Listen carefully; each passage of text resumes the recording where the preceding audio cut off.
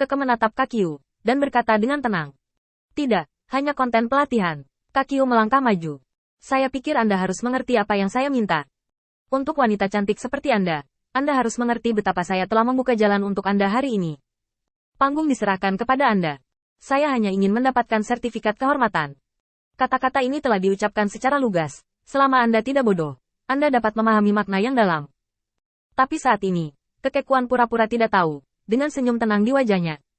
Apa yang kamu bicarakan?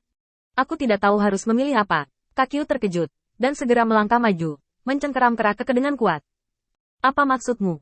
Apakah itu berarti semua yang saya lakukan hari ini tidak masuk hitungan? Keke smile lihli. Bekerja di bawah Laksamana Feng. Apakah itu sumber keuangan, kontak, sumber daya, atau kultivasi? Tidak ada yang penting. Yang paling penting adalah kesetiaan. Hanya kesetiaan yang dapat memenangkan hati Laksamana Feng.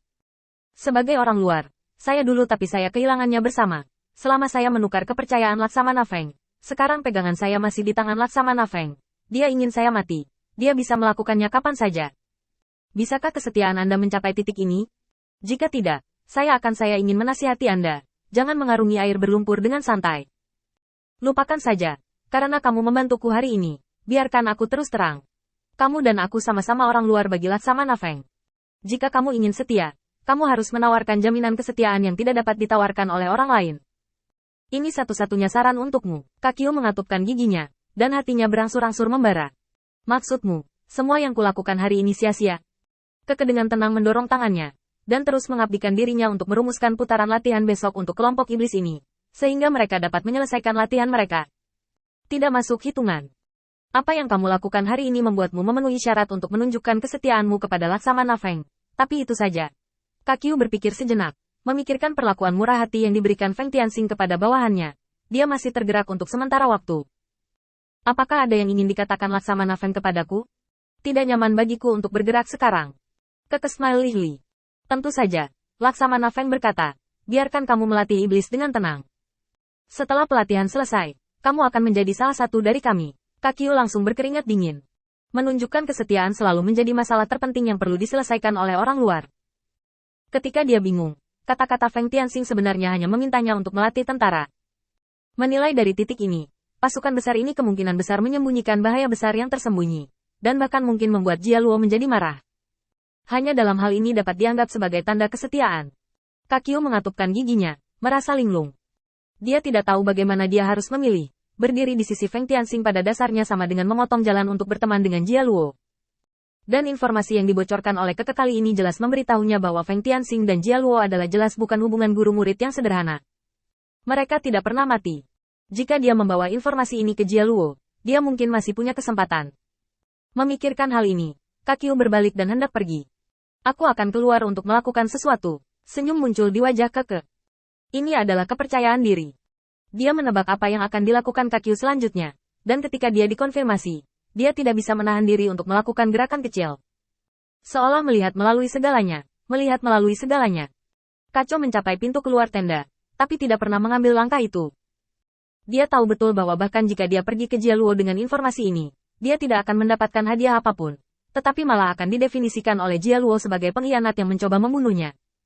Dia tidak bisa menunjukkan kesetiaannya kepada Jia Luo. Dan adegan Jia Luo membunuh setan pembalasan acak terakhir kali tak terlupakan. Menyerah pada Jia Luo bukanlah pilihan terbaik. Tapi sekarang, menyerah pada Feng Tianxing bahkan lebih konyol. Anda, Feng Tianxing, hanya memiliki 300.000 mil di tangan Anda. Tidak peduli seberapa besar dan kuatnya bawahan Anda. Mereka tidak dapat menjadi lawan dari semua iblis di kelas Jia Luo. Jumlah orang adalah kesenjangan yang sangat besar. Bahkan jika itu adalah pertukaran 100.000, Jia Luo masih bisa membuat Feng Tianxing mati total.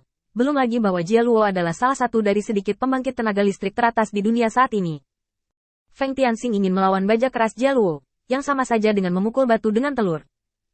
Bagaimanapun, pilihannya sangat sulit, dan itu juga merupakan pilihan yang sangat tidak rasional.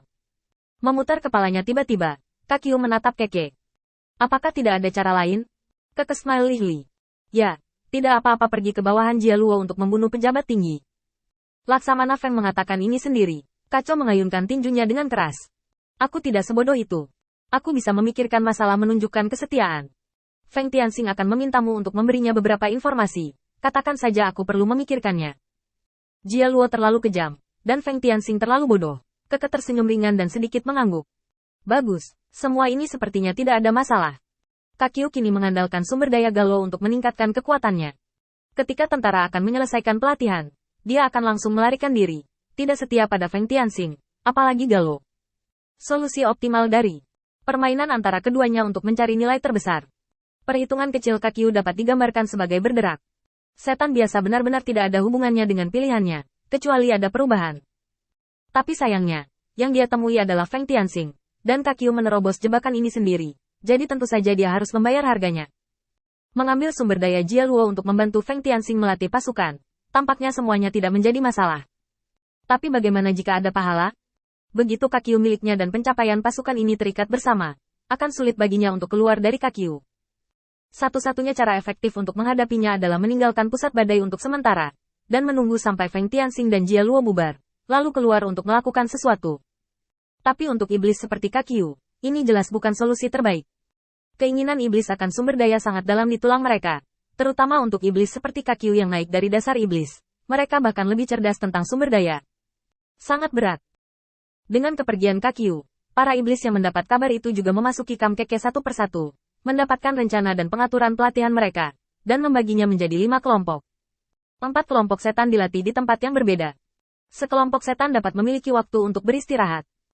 Meski begitu, mulai saat ini, dia bekerja hingga matahari terbenam untuk menyelesaikan tugas pelatihan. Ketika semua iblis kelelahan, Keke memulai penampilannya lagi, meninggalkan kamp secara pribadi, pergi keluar, dan membeli anggur dan daging yang tak terhitung jumlahnya untuk memberi hadiah kepada iblis. Di sisi api unggun, dia mengungkapkan pengakuannya atas latihan keras para iblis ini dan mendorong semua orang untuk melakukan upaya yang gigih. Dengan pengalaman pelatihan hari ini, para demon yang hadir tidak lagi merasa gugup. Selain sedikit lelah dari pelatihan, mereka tidak akan bisa menyelesaikannya. Jadi kali ini di api unggun, semua orang sangat senang, makan daging dan minum dengan gembira, yang cukup meriah.